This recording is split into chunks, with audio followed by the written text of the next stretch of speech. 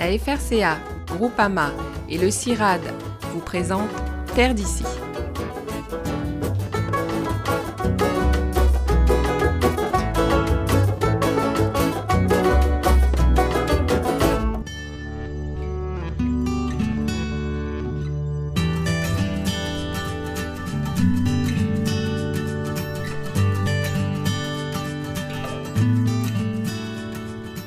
Tous ensemble pour sauver la culture du manioc.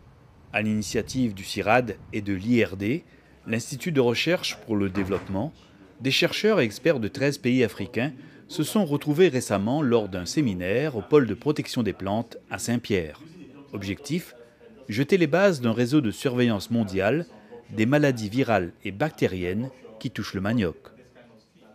Je dirais d'abord que c'est une très bonne initiative parce qu'en tant que chercheur, à l'Université Henri Ablois, je coordonne un projet sur les maladies et les ravageurs du manioc.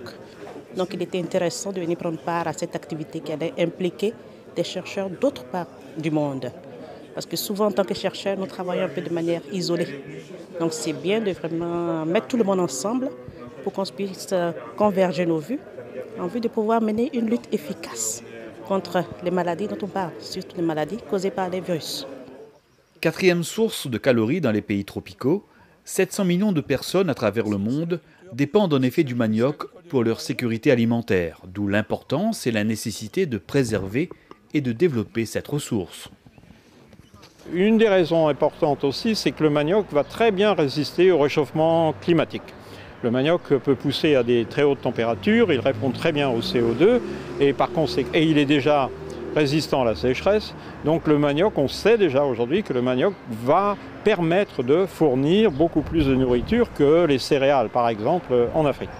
Par contre, on sait aussi que les maladies du manioc, du fait de l'augmentation de la température, vont exploser. Et donc, il est certain que si on veut prendre avantage de cette plante, il faut en même temps développer des recherches et des outils, des instruments pour pouvoir limiter le développement de ces maladies. Et c'est là où notre île peut aussi jouer un rôle important. Grâce aux infrastructures du pôle de protection des plantes et de ses équipes de chercheurs compétentes, La Réunion pourra apporter sa contribution dans ce programme international de lutte contre les maladies du manioc. L'isolement de cette île est un grand avantage. On parlait, avant de connaître toute l'existence du 3P, etc., on parlait d'aller monter ça à Hawaï, dans le milieu du Pacifique. On l'a déjà ici. Et c'est plus proche de l'Afrique. Ici, on voit qu'on a des facilités très bonnes pour faire de la recherche sur le manioc et sur les maladies virales. Et c'est bien sûr que la Réunion peut contribuer assez bien pour l'effort global contre les maladies virales du manioc. Car au final, ce sont bien les petits producteurs qui devraient profiter à terme des retombées de ces recherches.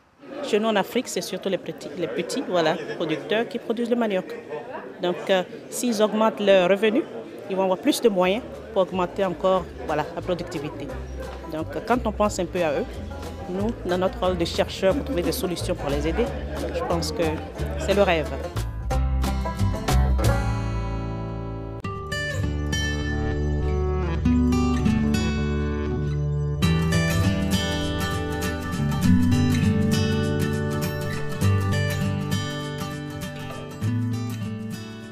Son rêve, Michael Payette, lui, l'a réalisé.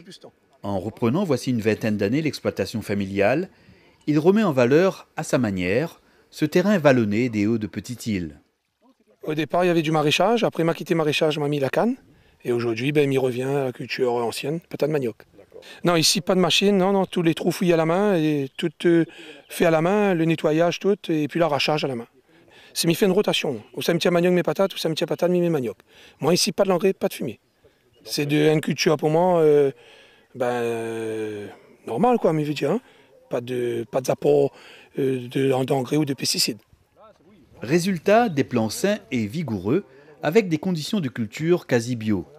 Michael cultive ici principalement une seule variété, le manioc blanc, selon une technique que lui a appris son père. Pour l'exemple, il ne faut pas planter au fond. Regarde, le bois de manioc est juste à la surface de la terre, juste là. faut pas planter au fond. Pourquoi il ne plante pas au fond? Parce que quand on plante au fond, il donne plus au fond et quand il arrive pour arracher, ou après assez de force pour arracher. Mais il plante juste à la surface de la terre, au moins quand on prend comme ça, et puis le manioc il vient direct. Et plus on plante au fond, le manioc il donne au fond, il descend au fond et il ne monte pas. Donc ça c'est toute une technique que vous l'avez appris notamment avec votre papa? Oui, ça m'a appris avec papa. Ça, hein. Tout le travail que m'a appris, c'est papa montre moi. Hein. Tout le travail que m'a appris avec lui, il veut dire, comprends? Parce que sous plante de manioc au fond, plus sous plante au fond, plus il descend au fond. Et déjà, lui lève moins aussi. Parce qu'il a une couche terre dessus, il tient très froid, et lui lève moins. Moins qu'on a de la terre, c'est le manioc qui est plus rapide. Indemne des maladies graves qui ravagent les plantations de nombreux pays africains, notre manioc pays pourrait permettre demain de créer et de développer de nouvelles variétés plus résistantes. Quasiment toutes elles fleurissent. Elles fleurissent, hein, et on peut faire des croisements et puis créer de nouvelles variétés. Donc l'objectif, c'est bien d'aller chercher des résistances variétales dans des variétés, ce qu'on appelle des variétés pays, et puis d'introduire ces résistances dans des variétés très productives, de manière à pouvoir avoir des résistances aux maladies, aux virus en particulier. La Réunion est indemne effectivement de ces virus, et ce qui nous permet d'avoir une situation bien particulière. Et donc l'objectif aussi de cette réunion, c'est de trouver des solutions pour que ces virus n'arrivent pas à la Réunion et qu'on arrive à conserver une production de manioc qui soit la plus saine possible. Mais pour l'heure, Michael Payette continue de cultiver avec soin ses précieuses racines, en attendant sa prochaine récolte de manioc. Dans 2 mois, en fin de compte, ces maniocs-là sera à une grosseur comme ça. Donc les grosseurs idéales pour vendre. Ça sera la grosseur impeccable. Voilà, oui. Regarde la quantité de manioc qu'on a sur un pied de manioc, il est énorme. Hein. Franchement, hein. Ah oui. Il ne faut pas avoir peur de lever le matin, grand matin pour venir travailler. C'est tout. Après, si vous dites que vous avez de douleur ou ne lève pas, on n'avancera pas. Il faut lever et aller travailler.